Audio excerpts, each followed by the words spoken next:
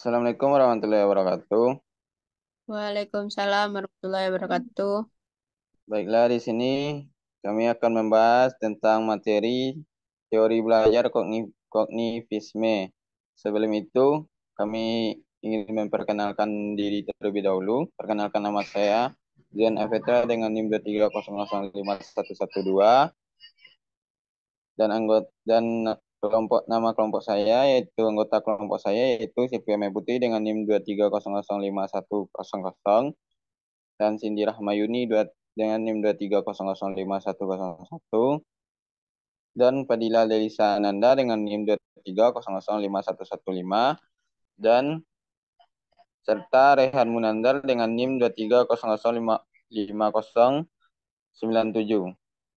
Baiklah, untuk penjelasan pertama yang akan dijelaskan tentang pengertian kognitivisme yang akan dijelaskan oleh Cindy. Pada Cindy, dipersilakan.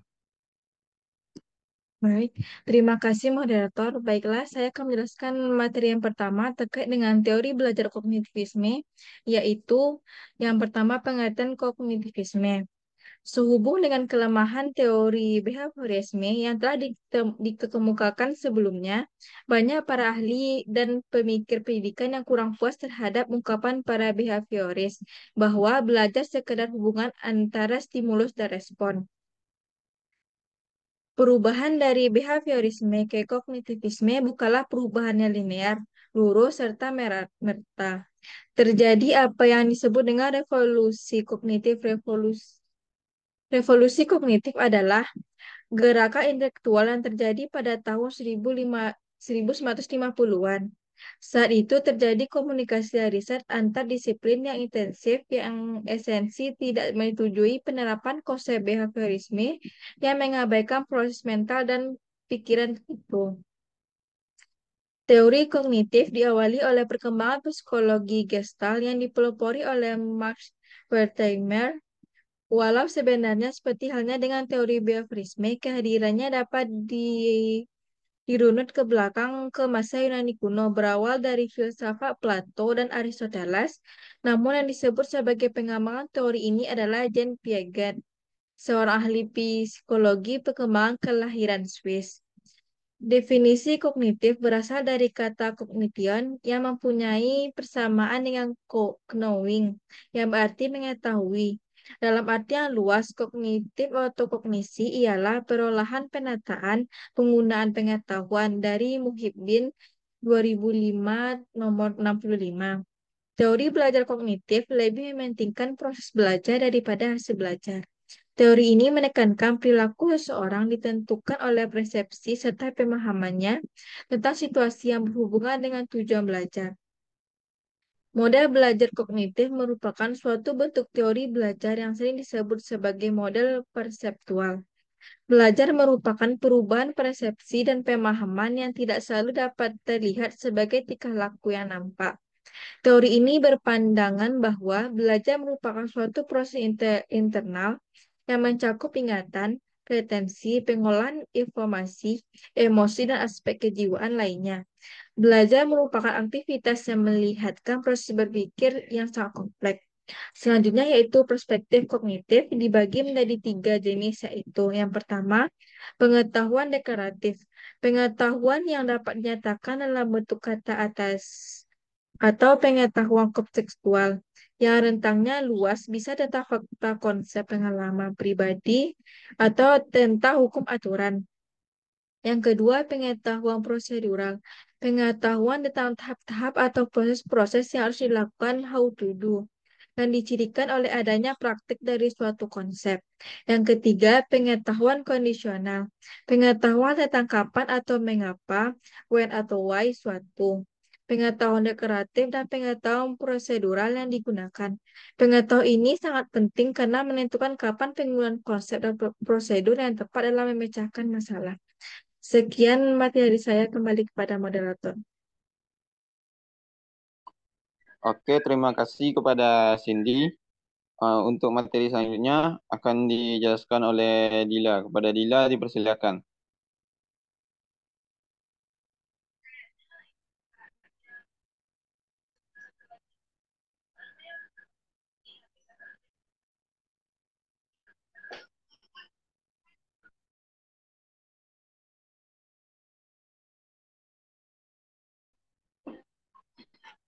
Maaf, materi selanjutnya akan dijelaskan oleh Sylvia. Pada Sylvia dipersilakan. Baik, terima kasih kepada moderator. Di sini saya akan menjelaskan yaitu teori belajar berbasis kognitivisme. Ya, di mana teori belajar kognitivisme itu ada 6, yang dimana yang pertama yaitu teori kognitif Gestalt, ya dimana Gestalt berasal dari bahasa Jerman yang pada artinya bentuk atau konfigurasi. Dalam dunia psikologi, Gestalt dimaknai sebagai kesatuan atau keseluruhan yang bermakna. Kognitif Gestalt memiliki perilaku moral, yaitu perilaku dalam keterkaitan dengan lingkungan luar. Perilaku tidak ditentukan oleh sifat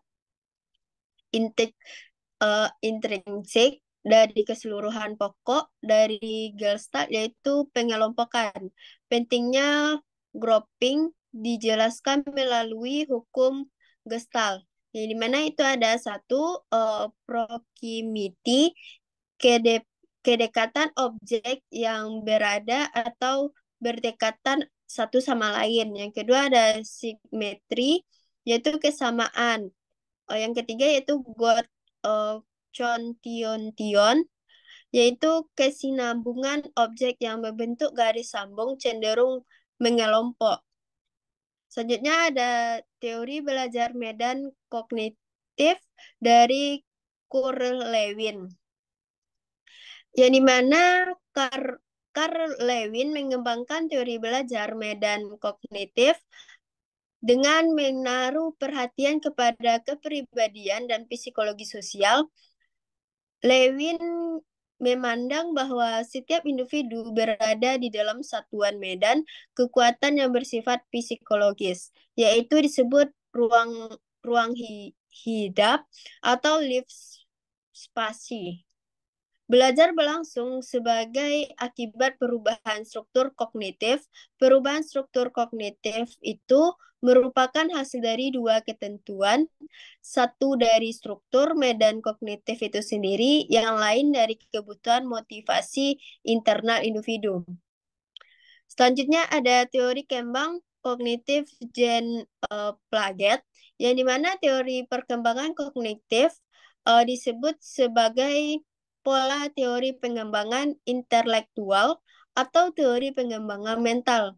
Teori ini berkenaan dengan kesiapan anak untuk belajar. Menurut Piaget, perkembangan kognitif merupakan suatu proses genetik. Dengan makin bertambahnya usia seorang, maka makin komplekslah susunan sel sarafnya dan makin meningkat pula kemampuannya. Menurut Piaget, setiap anak mengembangkan kemampuan berpikirnya menurut tahap yang teratur. Pada suatu tahap perkembangan tertentu akan muncul skema, atau suatu tahap perkembangan tertentu akan muncul skema atau struktur kognitif tertentu yang berhasilnya pada setiap tahap amat bergantung kepada pencapaian tahap sebelumnya. Secara garis besar, skema yang digunakan anak untuk memahami dunia dibagi dalam 4 periode, periode utama atau tahap-tahap, yang dimana yaitu satu, tahapan sensori motor, berlangsung sejak lahir sampai sekitar usia 2 tahun. Dalam 2 tahun perkembangan pertama kehidupannya, bayi dapat memahami lingkungannya dengan jalan, melihat, meraba, memegang, mengecap, mencium, mendengarkan, dan mendengarkan anggota tubuh. Yang kedua, tahap praoperasional sekitar usia 2-7 tahun. Saat ini kecenderungan anak untuk mengandalkan dirinya pada persiapannya tentang realiti sangatlah menonjol. Intelektual anak dibatasi oleh egosistrinya. Ia tidak menyadari jika orang lain dapat berpegangan berbeda dengannya tentang sesuatu objek atau fenomena yang sama. Akhirnya sering terjadi kesalahan dalam memahami objek. Yang ketiga ada tahap operasional kontrak. Berlangsungnya sekitar 7 sampai 11 tahun. Pada kurun waktu ini, pikiran logis anak mulai berkembang. Sesungguhnya anak telah dapat melakukan klasifikasi, pengelompokan, dan pengaturan masalah atau ordering problems, tetapi ia belum sepenuhnya menyadari adanya prinsip-prinsip yang terkandung di dalamnya. Yang keempat ada tahap operasional formal, yaitu mulai usia 11 tahun dan seterusnya. Sejak tahap ini, anak sudah mampu berpikir abstrak, yaitu berpikir mengenai ide. Mereka sudah mampu memikirkan beberapa alternatif pemecahan masalah. Selanjutnya ada teori discovery learning dari Jerome S. Bruin, yang dimana dasar dari teori Brunner adalah ungkapan Piaget yang menyatakan bahwa anak harus berperan secara aktif saat belajar di kelas. Konsepnya adalah siswa mampu mengorganisasikan bahwa pelajaran yang dipelajari dengan suatu bentuk akhir yang sesuai dengan tingkat kemajuan berpikir anak. Siswa didorongkan dan disemangati untuk belajar sendiri melalui kegiatan dan pengalarnya. Menurut Brunner, pada pembelajaran harus melalui 3 tahap yang dimana yaitu yang pertama ada enaktif. Seseorang belajar tentang dunia melalui respon atau aksi-aksi terhadap suatu objek. Yang kedua, ikonik, yaitu pembelajaran terjadi melalui penggunaan model-model dan gambar-gambar dan visualisasi verbal. Yang keempat ada simbolik, siswa sudah mampu menggambarkan kapasitas berpikir dalam istilah-istilah yang abstrak. Tujuan pokok pendidikan menurut Brunner bahwa guru harus memandu para siswanya sehingga mereka dapat membangun pengetahuannya sendiri, bukan karena diajarkan melalui memorisasi hafalan. Informasi baru dipahami siswa dengan cara mengakalifikasinya berlandaskan pengetahuan terdahulu yang dimilikinya. Maksudnya belajar merupakan proses aktif dengan cara mana siswa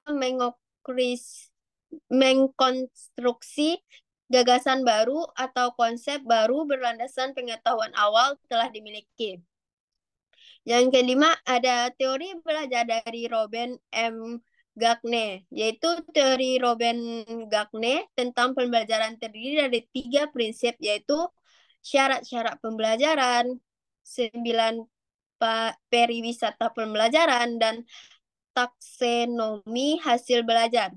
Berkaitan dengan proses pembelajaran, Gagne berpendapat bahwa tahapan proses pembelajaran meliputi 8 fase, yaitu motivasi, pemahaman, pemerolehan, penyimpanan, pengingatan, kembali, generalisasi, perlakuan, dan umpan balik. 9 peristiwa pembelajaran menurut Gagne itu adalah sebagai berikut, yaitu memberikan perhatian, 2 memberitahu siswa tentang tujuan pembelajaran, biarkan siswa mengetahui apa yang akan dipelajari. Yang ketiga, dibangun atas pengetahuan yang telah lalu. Yang keempat, menyajikan pembelajaran sebagai rangsangan. Yang kelima, membiarkan paduan pembelajaran.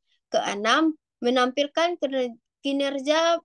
Mintalah para siswa mengajarkan apa-apa yang baru dipelajarinya.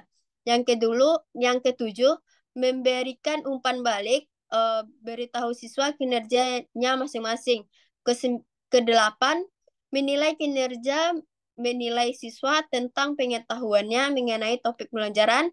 Yang kesembilan, meningkatkan ingatan dan transfer pengetahuan. Yang keenam yaitu ada teori belajar bermakna dari David P. Ausubel, yang dimana David Ausubel adalah seorang ahli psikologi pendidikan yang terkenal dengan teori pembelajaran bermakna atau meaningful. Ausubel membedakan antara belajar menentukan dengan belajar menerima. Pada belajar menerima, siswa hanyalah menerima. Jadi tinggal menghafalkannya, tetapi pada pembelajaran menentukan konsep ditemukan oleh siswa. Jika tidak menerima pelajaran begitu saja, menurut Ausubel, pembelajaran bermakna merupakan suatu proses mengaitkan informasi baru pada konsep-konsep relevan yang terdapat dalam struktur kognitif seseorang. Struktur kognitif meliputi fakta-fakta, konsep-konsep, dan generalisasi-generalisasi yang telah dipelajari dan diingat siswa.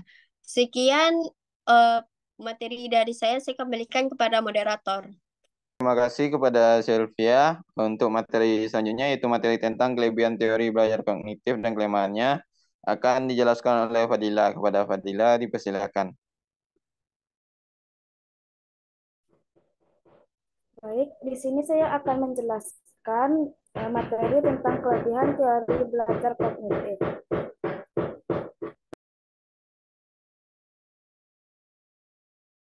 Yang pertama itu menjadikan siswa lebih kreatif dan mandiri. Dengan teori belajar kognitif, siswa dituntut untuk lebih kreatif karena mereka tidak hanya merespon dan menerima rangsangan saja, tetapi memperoleh informasi yang diperoleh dan berpikir untuk dapat menemukan ide-ide dan mengembangkan pengetahuan, sedangkan membuat siswa lebih mandiri.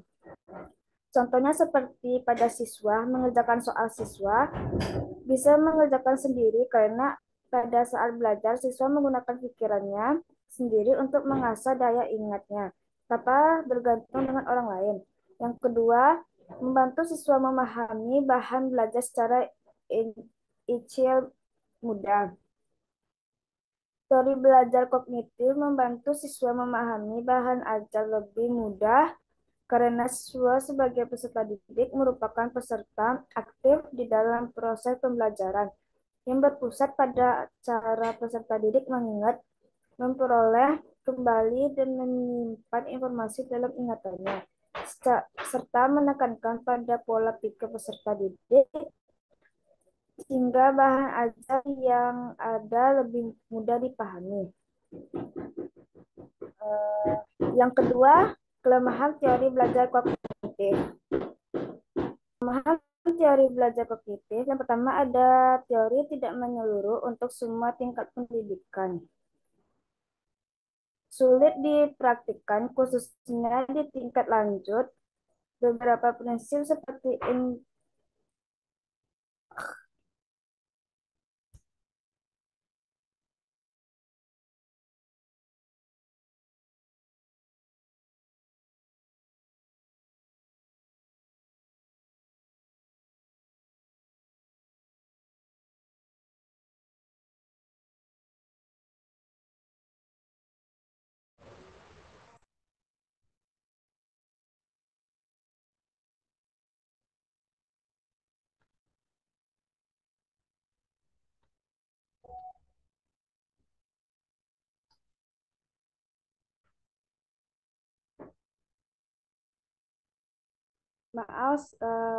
kelemahan teori belajar kognitif. Yang pertama, teori tidak menyeluruh untuk semua tingkat pendidikan. Sulit dipraktikkan khususnya di tingkat lanjut. Beberapa prinsip seperti inteligensi sulit dipahami dan pemahamannya masih belum tuntas. Yang kedua, pada dasarnya teori kognitif ini lebih menekankan pada kemampuan ingatan peserta didik.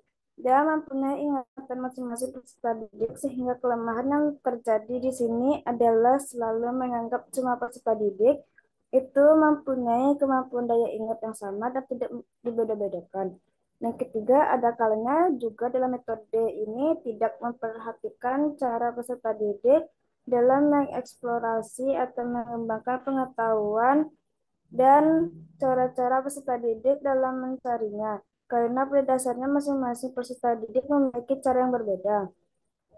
Yang keempat, Apabila dalam pengajaran hanya menggunakan metode kognitif, maka dipastikan peserta didik tidak akan mengerti sepenuhnya materi yang diberikan. Yang kelima, jika dalam sekolah kejuruan hanya menggunakan metode kognitif tanpa adanya metode pembelajaran lain, maka peserta didik akan kesulitan dalam praktek kegiatan atau materi. Yang terakhir, dalam menerapkan metode pembelajaran kognitif, perlu diperhatikan kemampuan peserta didik untuk mengembangkan suatu materi yang telah diterimanya. Sekian materi dari saya kembali.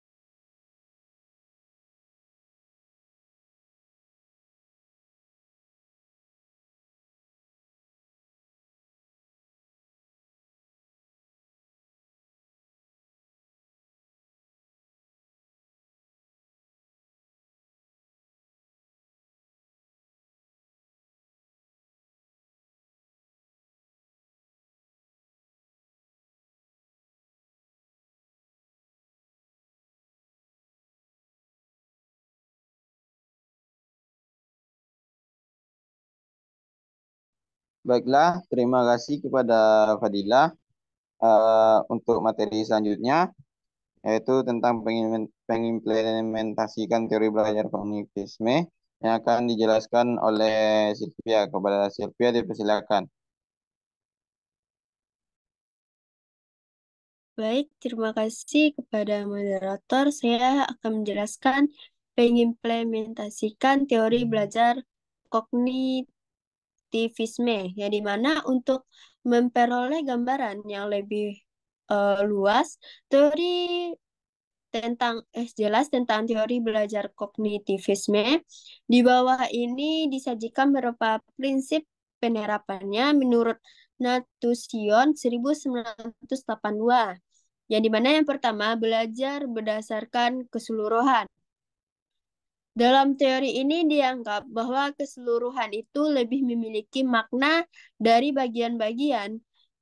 Hanya berarti apabila ada dalam keseluruhan, sebuah kata akan bermakna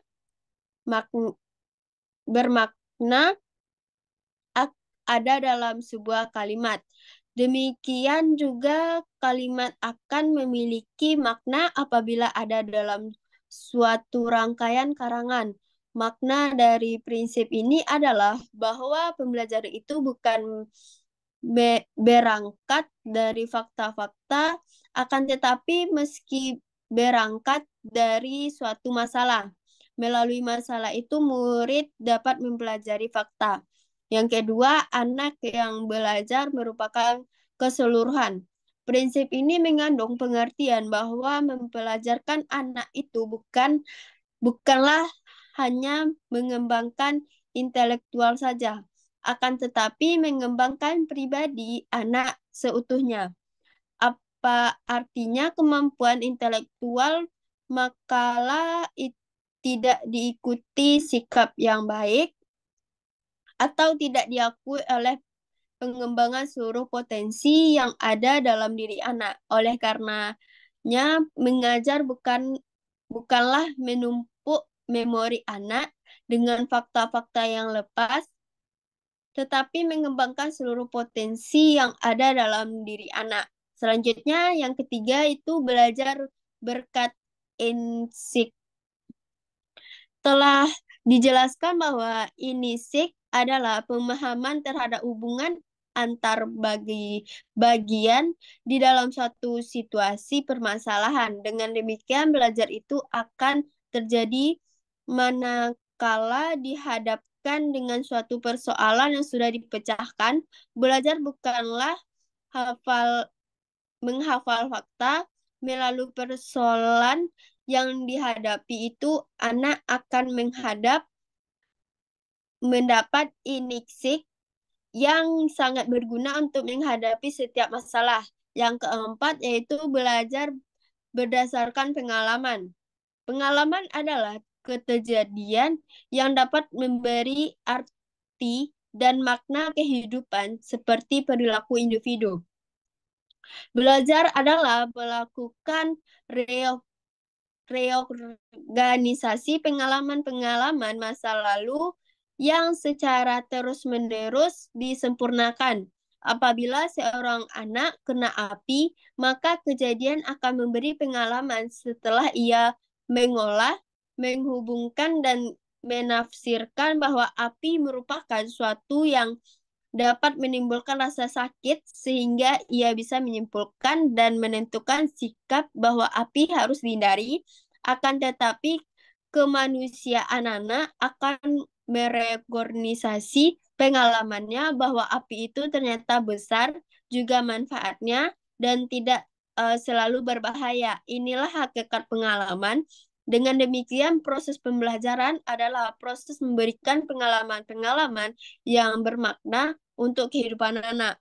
Sekian materi dari saya kembalikan kepada moderator.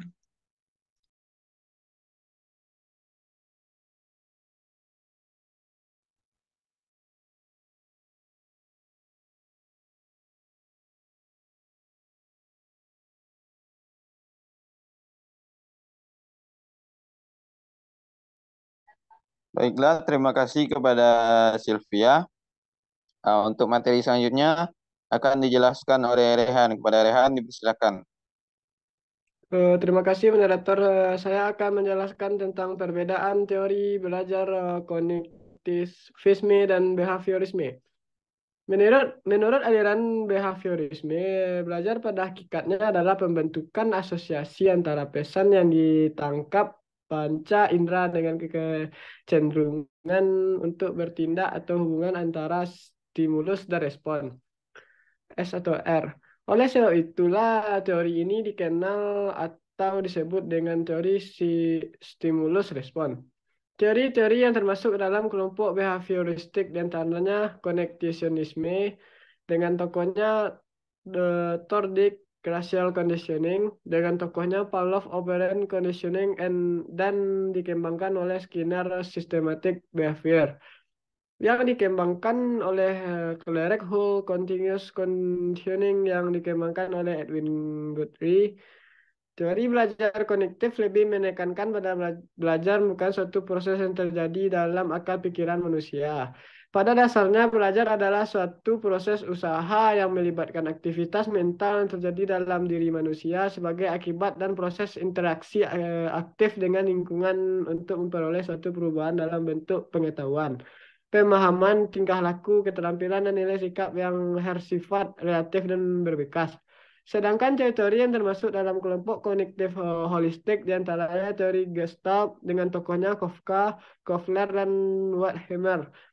Teori Medan-Field, teori dengan tokohnya Lewin, teori organismik yang dikembangkan oleh Wheeler, teori humanistik dengan tokohnya Maslow dan Rogers, serta teori kontrafisik dengan tokohnya yang sangat terkenal yaitu Jean Piaget. Perbedaan antara aliran behavioristik dan aliran kognitif adalah pertama, teori behavioristik mementingkan pengaruh lingkungan, sedangkan teori kognitif lebih mementingkan apa yang ada dalam diri. Kedua, dalam teori behavioristik mementingkan pada bagian-bagian, namun dalam teori kognitif mementingkan keseluruhan. Ketiga, pada teori behavioristik mengutamakan peran reaksi dan pada teori kognitif menguatkan fungsi kognitif. Keempat, dalam teori belajar behavioristik, hasil belajar terbentuk secara mekanis. Dalam teori kognitif terjadi kesinambungan dalam diri. Kelima, teori behavioristik dipengaruhi oleh pengalaman masa lalu dan teori kognitif tergantung pada saat itu. Keenam, teori behavioristik mementingkan pembentukan kebiasaan dan pada teori kognitif mementingkan terbentuknya struktur kognitif. Tujuh, pada teori behavioristik dalam memecahkan masalah dilakukan dengan cara trial dan error. Sedangkan pada teori kognitif untuk memecahkan masalah didasarkan kepada insight. Sekian dari saya kembalikan kepada moderator. Oke, baiklah. Terima kasih kepada Rehan. Jadi, dapat disimpulkan tentang materi tentang teori kognitivisme menekankan bahwa proses belajar aktif dan kreatif dalam membangun struktur melalui pengalaman dalam pembelajaran kognitif, interaksi antara kondisi internal atau proses kognitif individu dan kondisi eksternal atau rangsangan lingkungan penting untuk mencapai hasil optimal. Tiga sistem penyimpanan memori yang memori sensori, memori kerja, dan memori jangka panjang. Terlibat dalam pengelolaan informasi, teori skema, dan berbagai teori belajar kognitif seperti teori Gestalt and Piaget. Mendukung pendekatan ini dengan fokus pada pemahaman dan pengorganisasian pengalaman belajar. Baiklah, itulah tentang materi kami tentang teori kognitif. Jika ada kata yang salah, mohon maaf. Kami tutup. Assalamualaikum warahmatullahi wabarakatuh. Waalaikumsalam warahmatullahi Wabarakatuh. wabarakatuh.